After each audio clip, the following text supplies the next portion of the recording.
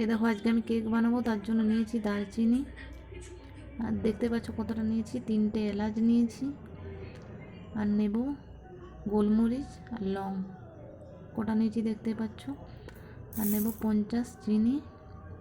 তো এটা সব দিয়ে একসাথে আমি বেটে নেব মিক্সচার মেশিনে। সব দারচিনি সব দিয়ে বেটে নিয়েছি। এবার ওই কড়াইয়ে আমি জল দেবো না, চিনিটা দেবো, তারপর লাল করে নেব। দেখো লাল করে নিচ্ছি, একটুও জল দেবো না, চিনিটা দেওয়ার পরে লাল হবে, আস্তে আস্তে গলে যাবে। তো গলে যাওয়ার পর দেখতে পাচ্ছ একটু লাল হয়ে গেছে, লাল হয়ে এসছে, এ দেখো ফেনার মতো হয়ে গেছে। এই মুহূর্তে আমি দিয়ে দেবো জল। জল দেওয়ার পরে আমি কিছুক্ষণ ফুটিয়ে ঘন করে নেব, যাতে একটু ঘন হয়ে যায়। ঘন হয়ে এসছে, এবার নামিয়ে দেবো। আমি কড়া একটু জল দিয়ে বাটি বসিয়ে দেবো।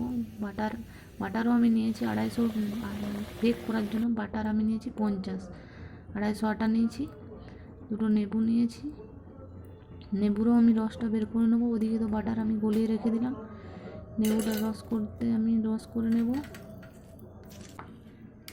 আর সেদিন যে টুটি ফুটি তোমাদেরকে দেখিয়েছি, টুটি ফুটি বানিয়েছি, সেগুলো আমি একটু লেবুর রসে ভিজিয়ে 1-2 ঘন্টা রাখলে হয়। আমি এখন দেখাচ্ছি বলে তার জন্য একটু তাড়াতাড়ি করব।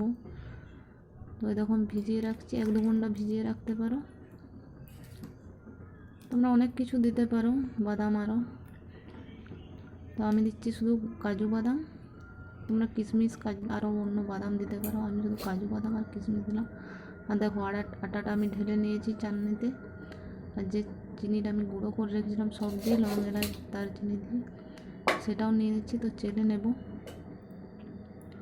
তো চেলে নিয়ে যা যা আমি বানিয়েছি সব একসাথে মেখে নেবো। দেখো চেলে নিয়েছি, একসাথে যা যা করে রেখেছি দেখো সব দিয়ে একসাথে আমি মেখে নেব। চিনির যেটা লাল করে রেখেছিলাম সেটা দিয়ে দিলাম, বাটার দিয়ে দিচ্ছি 50, যে বাটাটা আমি 250 বাটারের জন্য, আমি 250 ময়দার জন্য, আটার জন্য আমি নিয়েছি, ময়দা নয় কিন্তু আটায় বারবার ভুলে যাচ্ছি। তো আটায় নিয়েছি 250, তো 250-র জন্য আমি 50 বাটার নিয়েছি, আর 2টো লেবু নিয়েছি, লেবুর রস করে এগুলো ভিজিয়ে রেখেছি, তোমাদের দেখালাম। তো আগে কিন্তু আমি ওদিকে কড়াইও বসিয়ে দিয়েছি আগুনে গরম হতে। তো দেখো এটাও দিয়ে দিচ্ছি। তো ভালো করে মেখে নেবো। যদি একটু প্রয়োজন হয় জল দেওয়ার তো দেবো একটু জল, আর না যদি প্রয়োজন হয় জল দেবো না। সব লেবু তো সমান নয়, কিছু যেমন বেশি রস থাকে একটু, তখন আর দিতে হয় না। ভ্যানিলা এসেন্স দিচ্ছি, আবারও মাখিয়ে নেবো ভালো করে। সব দিয়ে তো মাখালামই, আবারও ভালো করে মাখিয়ে নেবো। তো একটু গাঢ় লাগছে, তার জন্য আমি আর একটু জল দিচ্ছি। বেশি জল দিয়ে চলবে না কিন্তু, ফুড কেক দেখবে বেশি জল দিয়ে দিলে তাহলে কিন্তু তুমি যা দেবে সব নিচে পড়ে যাবে, টুটি ফুটি বাদাম সব নিচের দিকে চলে যাবে। ওই জন্য একটু গাঢ় গাঢ় রাখবো, একটু গাঢ় গাঢ় রাখবো। এই দেখো চামচ থেকে পুরো একদম পড়ে যাবে না, ঝোলের মতো একটু টান টান। তো এবার আমি বাটার মাখিয়ে নেব এটাতে। আমি জামবাটি নিয়েছি গোল একটা, তোমরা চাইলে যেগুলোতে কেক করে সেগুলো নিতে পারো। তো আমি একটু বাটার পেপার নিয়েছি, আর বাটার ওটাই গুলিয়ে দেবো। বাটার যে বাটিটা আমি রেখেছি করেছিলাম সেই বাটিটাতে একটু আছে, ওটাই দিয়ে দিচ্ছি। তো তারপর আমি কিন্তু বেকিং পাউডার দিলাম, এমনি চামচের 1/2 চামচ, আর বেকিং সোডা কিন্তু 1/2 চামচেরও একটুখানি কম দিতে হবে। তো এটা দিয়েও একটুখানি জল দেব, তারপর কিন্তু ভালো করে মেখে নেব। আবারও মাখার পর দেখো কতটা আটা আছে, আর দেখো ফুলে দেখো কতটা হবে। দেখো দেখো ফুলছে আস্তে আস্তে। বেকিং পাউডার আর বেকিং সোডা দেওয়ার পর, বেকিং পাউডারটা একটু বেশি দিতে হবে, বেকিং সোডাটা কিন্তু একটু কমই দিতে হবে। দেখালাম আমি চামচটা তোমাদের। তো ওরকম চামচের 250 আটার জন্য ওরকম এইভাবেই দিতে হবে। এই দেখো কত ফুলে গেছে।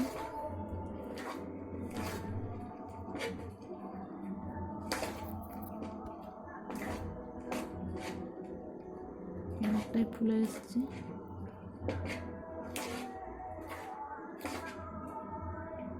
মাখতে মাখতে কতটা ফুলে গেল, ভালো করে কিন্তু মেখে নিতে হবে। মাখা আমার হয়ে গেছে। এবার কিন্তু যেটাই বাটার মাখিয়ে রেখেছি এই জামবাটিটাতে, সেটা আমি দিয়ে এবার ঢেলে দেবো সেটাতে। ওদিকে আমার কড়াই গরম হয়ে গেছে, গরম করতে বসিয়ে রেখেছি, একটু বেশি গ্যাসটা বাড়িয়ে রেখেছি। এবার কিন্তু গ্যাসটা আমি এটা দিয়ে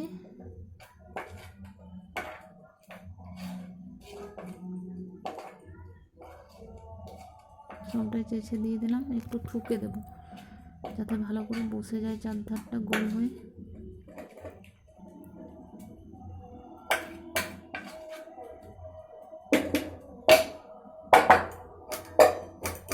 একটুখানি ঠুকে দিচ্ছি, ঠুকে দিলাম চারদিকটাই। দেখো আমি জামাটা বসিয়ে রেখেছি কড়াইয়ে একটা স্ট্যান্ড দিয়ে। তো এবার জামাটা বসিয়ে দেবো ওপরে, ভালো করে কিন্তু ঢাকা দিয়ে দেবো। বালি দিনে আমি কিন্তু নুন দিয়েছি, নুন দিয়ে তারপর বসিয়ে দিয়েছি স্ট্যান্ডটা। নুন দিলে ভালো হয় কেকটা, বালি দিলে কড়াইটাও পুড়তে পারে, আর নুন দিলে কিন্তু কড়াইটা পুড়বে না। তো এবার দিয়ে দেবো ভালো করে একটা ঢাকা। তো ঢাকা দেওয়ার পর এই দেখো আমি দেখছি এবার হয়ে গেছে কিনা 2 ঘন্টা পর। তো এই দেখো হয়ে গেছে। আমি একবার কাঁচা অবস্থায় দেখেছিলাম বলে এটা খোবলানো পারা হয়ে গেছে। এখন দেখো দেখছি এদিকটায় তো লেগেই আছে একটুখানি কেক, কাঁচাটা যখন করেছিলাম। দেখো লাগছে না কিন্তু, তার মানে হয়ে গেছে। দেখেই তো বুঝতে পারছো কেকটা হয়ে গেছে। হয়ে যাওয়ার পর দেখো উপরটা কি সুন্দর হয়ে গেছে। তো এই দেখো আমি এবার কিন্তু চারদিকটা ছাড়িয়ে নেব ছুরি করে। আরে দেখো আমি বালি দিয়ে মানে বালি বলছি, মেয়ে দিয়েছি, নুন দিয়েছি। তো নুনটাও দেখো পুড়ে নি। আর এটা আমি আবার রেখে দেবো। এ দেখো ছাড়িয়ে নিচ্ছি। আবার ওই নুনটা আবার কিছু করলে তখন করা যাবে, কিছু ভাজা যাবে, আবারও কেকও করা যাবে। তো দেখো কি সুন্দর ছেড়ে গেল। তো এবার এটা আমি একটা থালা নিয়ে উল্টিয়ে নেব, উল্টিয়ে নিচ্ছি। তো দেখো পেছনটাই এত সুন্দর হয়েছে, দেখে বুঝতেই পারছো তোমরা। অবশ্যই বানাবে এভাবে যেভাবে আমি বানালাম। দেখো দেখেই বুঝতে পারছো যে কেকটা ঠিকঠাক একদম হয়েছে।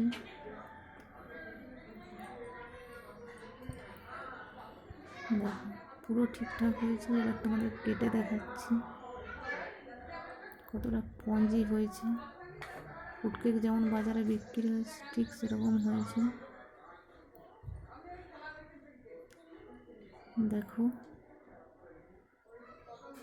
কতটা স্পঞ্জি হয়েছে। তো অবশ্যই বানিও।